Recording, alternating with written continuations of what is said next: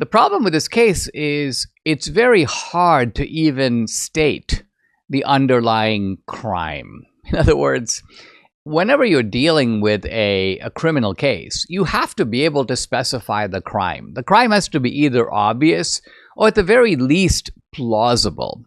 So obviously, if you have someone who has been murdered in an alley, well, there's the crime. So somebody did that, and the crime is obvious. Or the crime can be plausible. So, for example, you could say, and this would apply, for example, to the Mar-a-Lago case, it is plausible that you've got these critically important, top secret national security documents. Trump should not have had them. You can argue about whether he should or didn't have the right, but there's a plausible crime there. The plausible crime is unauthorized possession of top secret national security documents. Plausible. Now we turn to the New York case.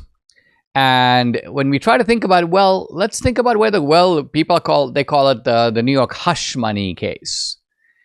Well, as I've mentioned before, it's not even clear that this was genuine, quote, hush money, because people sometimes pay money just to be rid of a hassle. But leaving that aside, let's say it is hush money. Paying hush money is not illegal.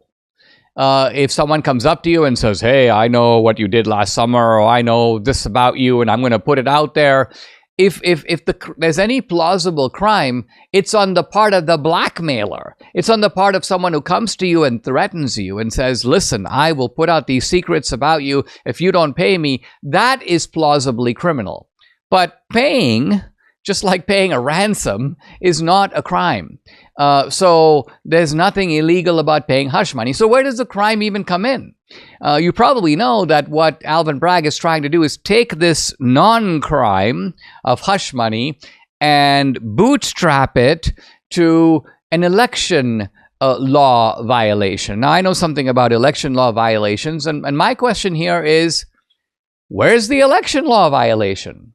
Well, we know, for example, that no, Trump has not been charged in any federal election violation. He has certainly not been convicted of anything. So the election violation at this point is kind of hypothetical. But where is it even plausible? What did Trump do to, quote, interfere with the 2016 election?